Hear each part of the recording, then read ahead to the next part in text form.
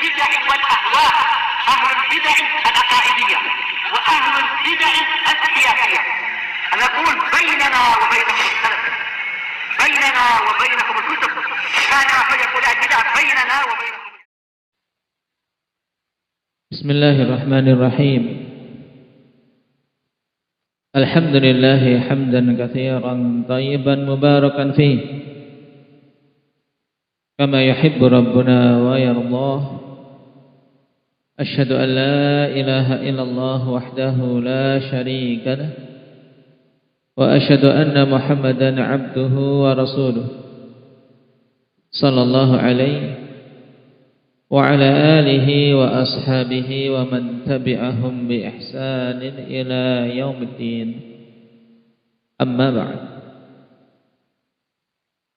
Pertemuan yang lalu, akhwani fillah, kita membahas tentang syarat wajibnya puasa, di mana seseorang diwajibkan atasnya untuk berpuasa jika terpenuhi syarat-syarat tersebut. Ada 4 syarat yang terjadi ijma' padanya, disebutkan oleh Imam As-Sa'di rahimahullah. Apa saja itu indaka Abdul Hafidh?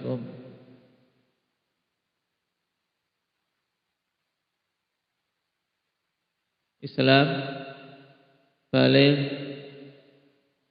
berakal, mampu untuk berpuasa. Baik, ahsan. Sekarang jelis. Indaka ya Ahmad.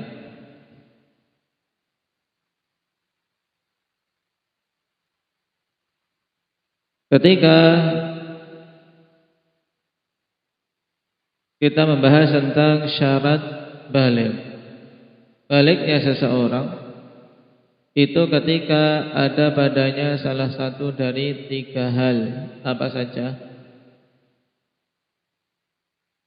Berumur lengkap atau genap 15 tahun.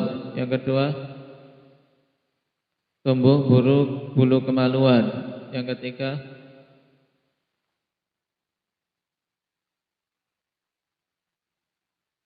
keluarnya mani dengan syahwat atau mimpi basah.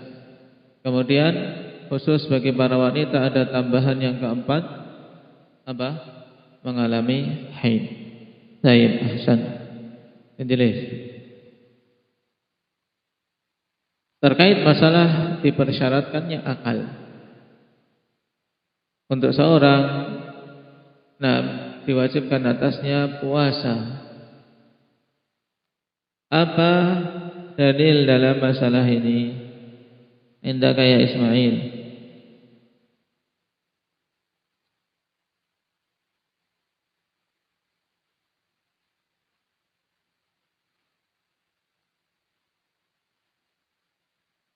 Baik, had al-hadis.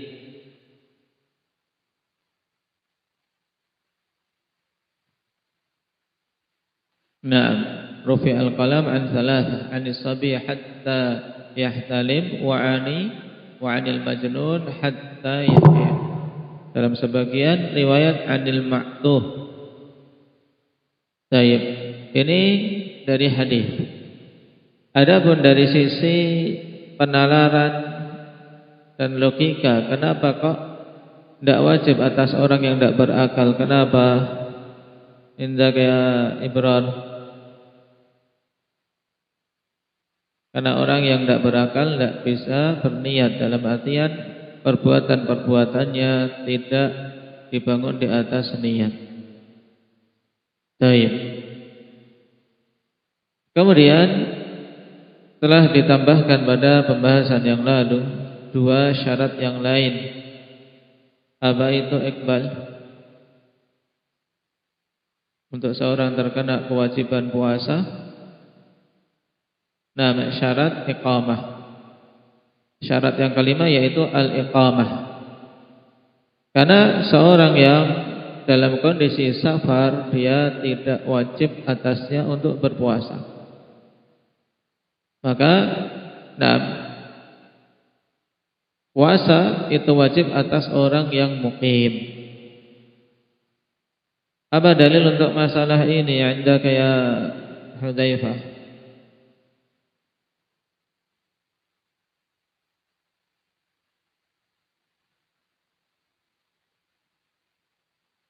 Wa man kana maridan aw ala safarin fa iddatun min ayyamin ukhra. Baik, yang sakit atau yang di atas safar maka dia wajib menggantinya di hari-hari yang lain. Kemudian syarat yang keenam, ini khusus bagi para wanita, ditambahkan apa? Indak ya Ali, harus suci dari haid dan nifas. Karena wanita yang dalam kondisi haid dan nifas tidak terkena kewajiban untuk berpuasa saat itu, bahkan haram kalau dia berpuasa. Nah, tapi wajib atasnya untuk mengganti di hari-hari yang lain di luar Ramadan. Baik. Sekarang kita lanjutkan. Qala al-Imam Sa'di rahimahullahu ta'ala wa yajibu siyamu Ramadan ala kulli muslimin balighin aqilin qadirin ala as-shaum. Ini 4 syarat, muslim, baligh, aqil, qadir. Kemudian ditambahkan tadi muqim dan apa? Tahir minal haid wan nifas. Bi ru'yati hilalihi aw ikmali sya'ban 30 yauman. Nah, sekarang kita akan masuk pada pembahasan ikhwani fillah dengan apa ditetapkan awal puasa Ramadan, yaitu dengan ru'yatu hilal. Maksud dari kalimat bi ru'yati hilalihi yaitu wajib untuk berpuasa Ramadan apabila telah yakin masuk pada bulan tersebut dengan yang pertama ru'yatu hilal, ini yang menjadi asal, menjadi dasar pokok dengan ru'yatu hilal, di mana terlihat hilal dari arah barat setelah tenggelamnya matahari. Nah, dan hilal adalah awal bulan sabit. Dan dikatakan oleh para ulama, hilal itu satu-satunya benda langit yang diketahui terbit dari arah barat. Dan dilihatnya akhwat ketika apa? Setelah tenggelamnya matahari. Oleh karena itulah, karena matahari tenggelam baru muncul hilal. Kapan saja jarak antara matahari dan hilal ini dekat, maka seringnya tidak terlihat pada negeri-negeri di bagian timur. Akan tapi ketika hilal lebih naik, maka apa? Ketika matahari tenggelam, hilal yang sudah naik, sudah jauh dari pancaran matahari, maka lebih seringnya mudah terlihat di tempat-tempat tersebut. Makanya biasanya apabila di daerah timur belum terlihat, pada beberapa negeri di bagian baratnya itu akan terlihat kalau memang telah muncul hilal pada malam tersebut. Baik. Dan itu kita bahas nanti tentang pembahasan apabila terlihat hilal di suatu negeri, apakah wajib negeri yang lain untuk beramal. Sekarang kita bahas terlebih dahulu dalil bahwasanya menjadi patokan dalam penetapan awal Ramadan dan demikian pula awal-awal bulan Hijriah adalah dengan ru'yatul hilal. Yang pertama adalah ayat yang telah dihafal kebanyakan kita, yaitu faman syahida minkumus syahra falyasumhu. siapa saja yang menyaksikan di antara kalian bulan tersebut, maka puasalah. Dalam artian telah dilihat hilal bulan itu oleh sebagian dari kalian. Dan kata minkum menunjukkan akhwan tidak dituntut untuk dilihat oleh setiap muslim, harus lihat semua. Yang mau puasa harus lihat sendiri hilal, tidak. Tapi cukup ketika sebagian kaum muslimin telah melihatnya, nah maka puasalah. Dan nanti akan dibahas kadar minimalnya berapa yang melihat hilal tersebut. Cuman pada ayat ini jelas, faman syahida minkum syahra falyasumhu, dalil bahwasanya yang menjadi patokan adalah syuhudul hilal, menyaksikan hilal. Kemudian dalil dari as-sunnah disebutkan dalam ta'liq. Li hadits Ibnu Umar radhiyallahu anhuma qala tara an-nasu al-hilala.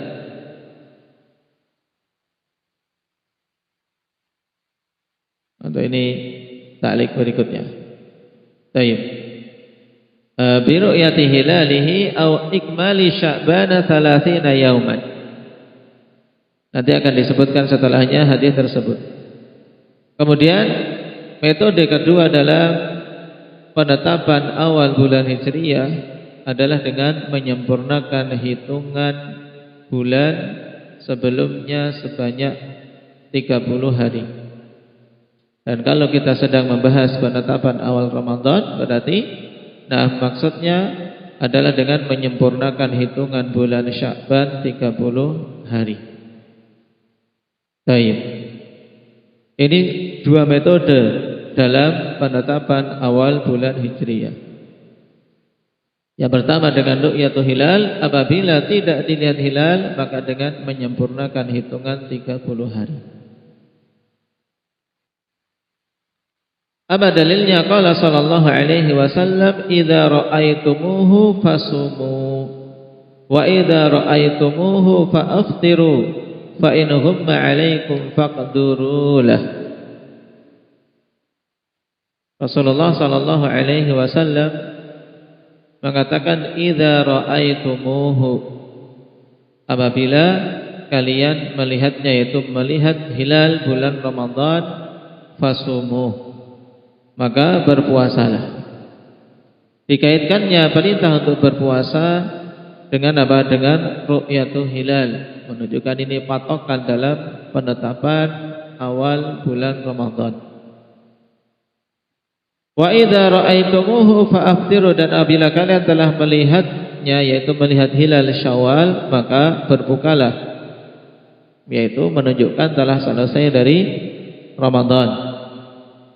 Fa in humma 'alaikum faqdurulah, kemudian apabila tertutup mendung atas kalian, yaitu tidak terlihatnya hilal atas kalian, maka faqdurulah. Yang dimaksud dengan faqdurulah itu bagaimana? Ini ditegaskan pada riwayat yang lain, akhwan. Nah, yaitu maksudnya adalah faqdurulahu 30. Maksudnya tetapkanlah untuk bulan tersebut hitungan 30 hari. Berarti ketika mau menetapkan awal Ramadan, kok pada malam 30 tidak terlihat hilal, maka apa? Maka dilengkapkan hitungan bulan Sya'ban menjadi 30 hari. Nah, ini maksud faqdurulah. Karena diterangkan pada riwayat-riwayat yang lain, na'am, fa'akmilu iddata sya'bana 30. Ini sebagai penafsir makna faqdurulah. Bukan maksudnya faqdurulah ini sebagai pegangan bagi orang-orang yang menetapkan awal bulan dengan metode hisab. Karena sebagian akhwan, maksud faqdurulah mereka bawa kepada makna berarti tetapkanlah berdasarkan hisabnya, perkiraan kalian. Ini memaknakan hadis dengan mengesampingkan penafsiran Rasulullah sallallahu alaihi wasallam pada riwayat yang lain.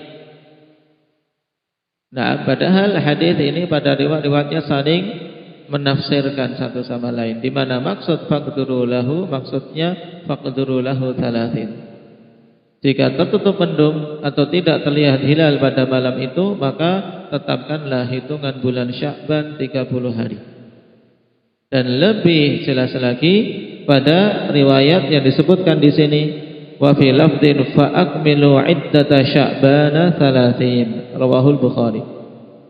Jika tertutup mendung, tidak terlihat hilal, maka sempurnakanlah hitungan Sya'ban 30 hari. Baik.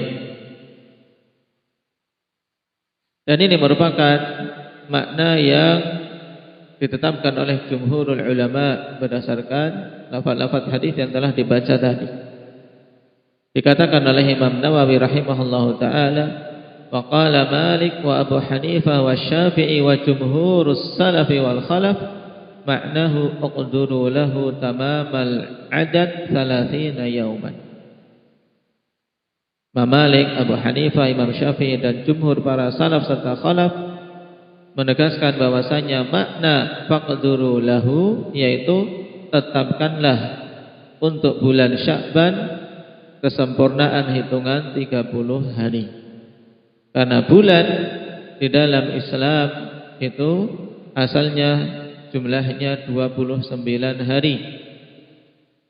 Namun tatkala tidak dilihat hilal setelah genap 29 hari, yaitu di malam ke-30 kok enggak terlihat, berarti digenapkan hitungan bulan tersebut menjadi 30 hari.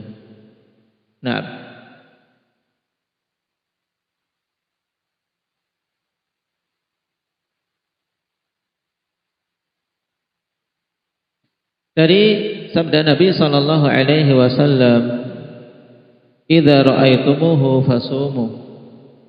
Dan juga pada lafaz yang lain Rasulullah sallallahu alaihi wasallam mengatakan sumu li ru'yati. Kita mengetahui ya ikhwan bahwasanya menjadi patokan adalah dengan ru'yatul hilal. Maka dari sini kita pun tahu hukum berpatokan dalam penetapan bulan Hijriyah berdasarkan hisab. Dan para ulama telah menetapkan itu termasuk metode muhdatsat, metode bid'ah. Syekhul Islam Ibnu Taimiyah rahimahullahu taala telah menegaskan wala raiba annahu thabata bi sunnatis sahihah wa ittifaqis sahabah annahu la yajuzul i'timadu ala hisabin nujum. Tidak syak bahwasanya telah sabit dengan sunnah yang sahihah dan kesepakatan para sahabat bahwasanya tidak boleh berpatokan pada penghitungan bintang-bintang, yaitu berdasarkan hisab, berdasarkan ilmu hisab dalam menetapkan awal bulan ini perkara yang tidak diperbolehkan. Kenapa? Karena itu perkara yang mubtada'. Baik. Bahkan beliau dalam Majmu' Fatawa jilid 25 halaman 207 dengan keras mengingkari hal tersebut. Wal mu'tamidu 'ala al-hisabi fil hilali kama annahu dhallun fi syari'ati mubtadi'un fid din wa huwa mukhti'un fil 'aqli wa 'ilmi al-hisab. Fa innal 'ulama'a bil hay'ati ya'rifuna anna ar-ru'yata la tandabitu bi amrin hisabi. Orang yang berpatokan atas ilmu hisab dalam penetapan ru'yatul hilal, dalam penetapan awal bulan, sebagaimana dia telah sesat di dalam syariat, juga telah membuat kebid'ahan di dalam agama. Sebab dia telah keliru secara akal dan telah keliru secara ilmu hisab itu sendiri. Kenapa? Karena ulama al-hay'ah, ulama yang mereka mempelajari astronomi, Mereka mengetahui bahwasanya ru'yah itu tidak bisa paten, tidak bisa ditetapkan dengan apa? Dengan perkara hisab. Nah, dengan perkara hisab. Kenapa? Karena yang menjadi patokan adalah ru'yah. Terkadang tertutup mendung, terkadang ada penghalang.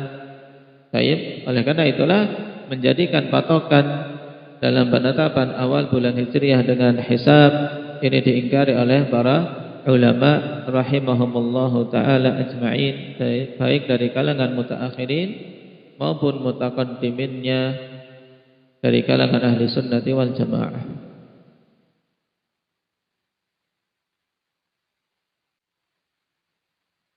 Dan ada kalimat yang sangat tegas dari Siddiq Hasan Khan rahimahullahu taala dalam Ar-Raudatun Nadiyah. Kata beliau, "Wat tawqitu fil ayami wasyuhuri bil hisabi lil manazil al qamariyah bid'atun bittifaqin ummah." Penetapan waktu pada hari-hari dan bulan-bulan berdasarkan hisab dengan hitungan tempat-tempat bulan, maka itu merupakan bid'ah berdasarkan kesepakatan ummah. Dan ini yang merupakan fatwa dari Lajnah Daimah rahimahumullahu ta'ala. Nah, oleh karena itulah hendaknya kita kembali kepada apa yang dibimbingkan oleh Rasulullah sallallahu alaihi wasallam terkait penetapan awal bulan Hijriah berdasarkan ru'yah hilalnya. Dan tidak mengapa ketika melihat hilal menggunakan alat bantu penglihatan. Nah, yang diistilahkan dengan teleskop atau dalam bahasa Arabnya ad-dirbil. Penggunaan dirbil. Teleskop untuk apa? Untuk melihat sesuatu yang jauh sehingga jelas. Baik. Dikatakan oleh Al-Alamah Ibnu Utsaimin rahimahullahu taala, "Wa amma isti'malu ma yusamma bid-dirbil wa huwa al-minzar al-muqarrib fi ru'yatil hilal fala ba'sa bihi." Nah, adapun menggunakan teleskop, nah, untuk apa? Untuk memperjelas sesuatu yang jauh sehingga terlihat dekat dan lebih apa? Lebih jelas, maka itu tidak mengapa. Baik. Kenapa? Karena masih menjadi patokannya adalah ru'yah, tapi hanya untuk membantu mata kita, apalagi dari masa ke masa kebanyakan pandangan semakin lemah, juga apa? Dengan semakin banyaknya polusi di udara. Sehingga apa? Sehingga banyak pandangan-pandangan apa yang tertutupi, asap atau polutan yang ada di udara sehingga menjadikan kurang jelas. Maka ketika butuh menggunakan alat tersebut, maka itu tidak mengapa, walaupun dikatakan oleh beliau walakin laisa biwajib, akan tapi tidak wajib harus menggunakan itu, tidak. Baik.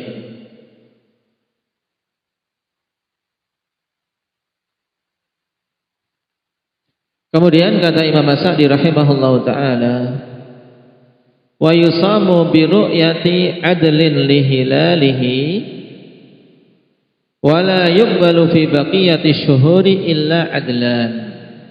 Nah, ini ungkapan singkat untuk pembahasan yang dipaparkan oleh para fuqaha ikhwanifillah, yaitu terkait berapa orang saksi yang dibutuhkan untuk ditetapkannya awal bulan berdasarkan persaksiannya. Dikatakan oleh beliau, Ramadan dipuasai, atau dengan kata lain ditetapkan awal bulan Ramadan berdasarkan ru'yah dari seorang yang adil. Lihilalihi maksudnya lihilali Ramadan. Ketika ada satu orang yang melihat hilal Ramadan, maka itu cukup dengan persaksian satu orang untuk ditetapkan bahwasanya bulan Ramadan telah masuk. Apa dalil untuk masalah ini? Perhatikan catatan kaki. Di hadis Ibnu Umar radhiyallahu anhuma, qala tara an-nasu al-hilala fa akhbartu Rasulullah sallallahu alaihi wasallam anni ra'aituhu fasamahu wa amara an-nasa bisiyami. Manusia tara, yaitu berupaya mengerahkan kemampuannya untuk melihat hilal. Maka aku mengabarkan kepada Rasulullah sallallahu alaihi wasallam bahwasanya aku telah melihatnya. Berarti yang melihat di sini zahirnya apa? Zahirnya siapa? Abdullah bin Umar saja. Fasamahu wa amara an-nasa bisiyami. Maka setelah mendengar persaksian Abdullah bin Umar bahwasanya beliau melihat, fasamahu, maka Nabi pun berpuasa pada bulan Ramadan itu. Berarti beliau menerima persaksian Abdullah bin Umar. Dan lafaz fa di sini dengan fa menunjukkan penetapan puasa tersebut didasarkan atas persaksian Abdullah bin Umar, satu orang. Kemudian Nabi memerintahkan manusia untuk berpuasa juga. Hadits akhrajahu Abu Dawud wa sahahu Ibnu Hibban wal Hakim. Dan haditsnya sabit. Nah, hadits sabit dari Abdullah bin Umar radhiyallahu anhuma. Baik.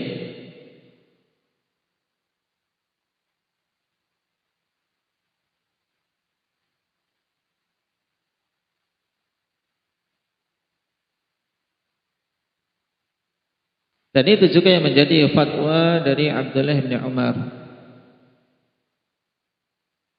bahwasanya untuk menetapkan awal bulan Ramadan cukup dengan persaksian satu orang.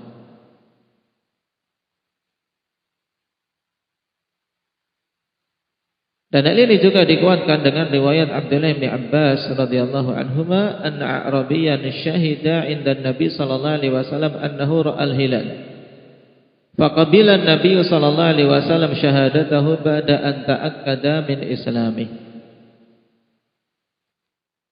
Seorang A'rabi, satu orang bersaksi di sisi Nabi sallallahu alaihi wasallam bahwasanya dia melihat hilal, maka Nabi sallallahu alaihi wasallam pun menerima persaksiannya setelah menguatkan tentang keislamannya, dalam artian mengecek apakah dia muslim atau bukan, dan memang diketahui dia seorang muslim. Ini menunjukkan bahwasanya untuk awal penetapan bulan Ramadan maka cukup persaksian satu orang saja. Nah,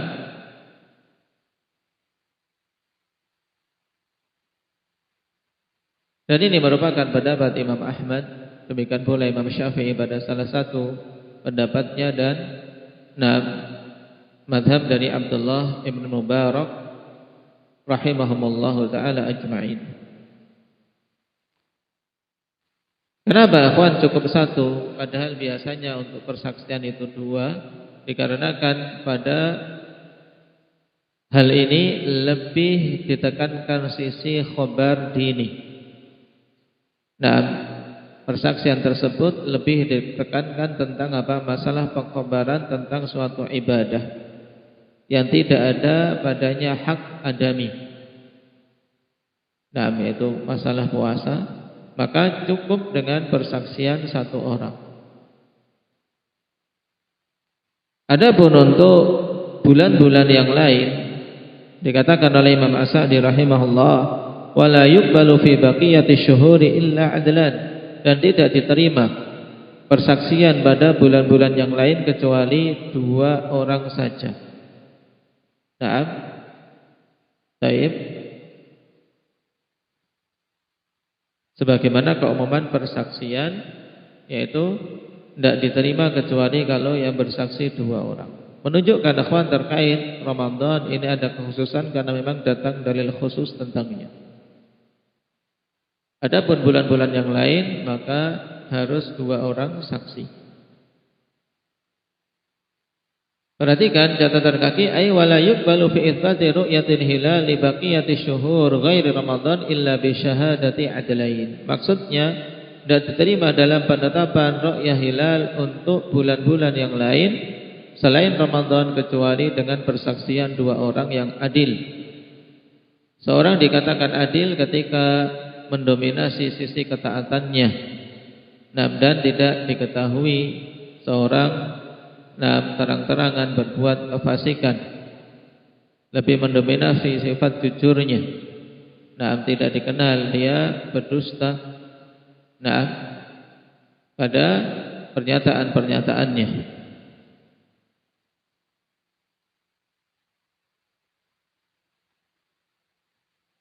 Apa dalil untuk hal ini? Li hadithi Husain bin al-Harith al-Jadali an Abdurrahman bin Zaid bin al-Khattab annahu khataba an-nasa fil yawm alladhi yashukku fihi faqala ala inni qad jalastu ashab Rasulillah sallallahu alaihi wasallam wa sa'altuhum. Abdurrahman bin Zaid bin al-Khattab mengatakan sesungguhnya dia berkhutbah di hadapan manusia pada hari yang diragukan, yaumus syak. Hari yang diragukan yaitu hari tanggal 30. Ketahuilah bahwasanya sungguhnya aku telah duduk bersama para sahabat Rasulullah sallallahu alaihi wasallam dan aku bertanya kepada mereka, ala wa innahum haddatsuni anna Rasulullah sallallahu alaihi wasallam qala. Ketahuilah bahwasanya mereka menyampaikan hadis kepadaku bahwa Rasulullah sallallahu alaihi wasallam telah bersabda, sumu li ru'yatihi wa aftiru li ru'yatihi wa ansuku laha fa in ghumma 'alaikum fa akmilu 30 wa in syahida syahidani fasumu wa aftiru. Berpuasalah dikarenakan ru'yahnya dan berbuka karena ru'yahnya, dan tunaikanlah nusuk yaitu ibadah haji karena ru'yah juga. Kemudian apabila tertutupi mendung tidak terlihat hilal atas kalian maka sempurnakanlah hitungan 30 hari. Dan apabila dua orang telah bersaksi maka berpuasalah dan berbukalah. Baik.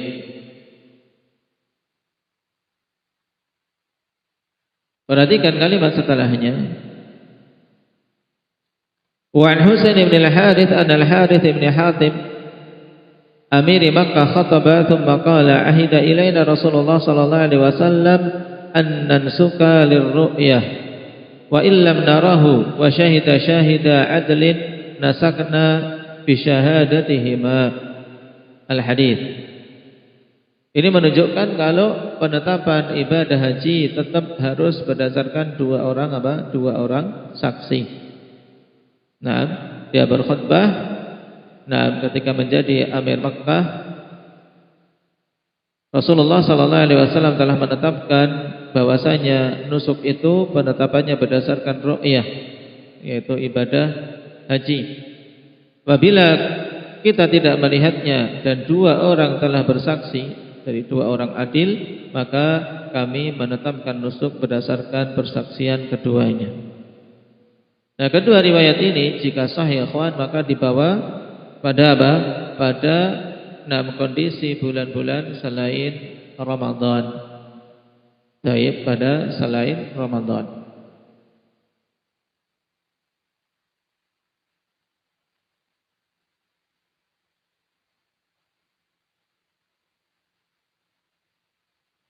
Dan itu pendapat yang rajih ikhwan. Di sana ada pendapat yang lain yang menegaskan bahwasanya untuk semua bulan tetap yang menjadi iktibar harus dua orang. Baik. Yang menjadi patokan mereka membawa hadis tadi Abdurrahman bin Zaid bin al-Khattab. Cuman dari sisi sanad, tadi kalau kita katakan seandainya sahih maka dibawa pada selain Ramadan.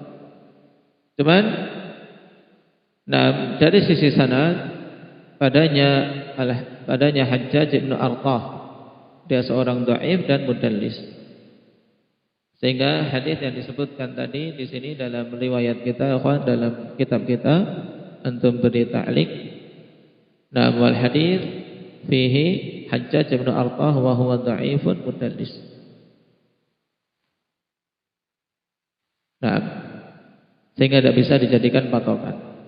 Karena bagi yang membawa itu untuk selain Ramadan juga butuh jawaban pada lafaz apa? Pada lafaz ada perintah masalah sumu. Ini sulit untuk dijawab. Maka jawaban yang paling kuat kita katakan bahwasanya hadisnya lemah. Baik.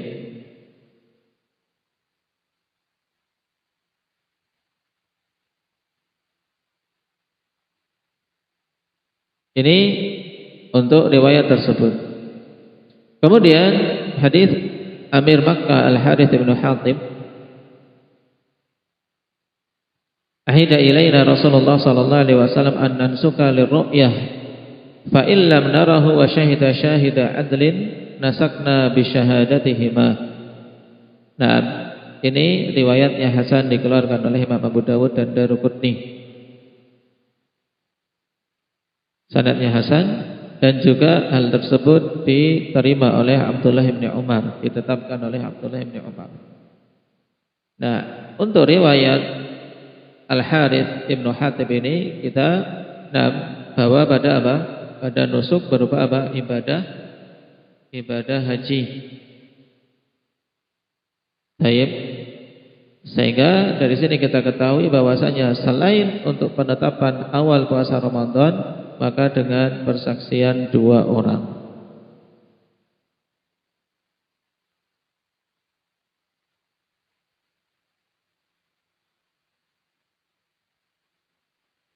Baik. Wallahu ta'ala alam. Ini pembahasan yang dibawakan oleh Imam As-Sa'di terkait masalah penetapan awal Ramadan. Walhamdulillahirabbil alamin.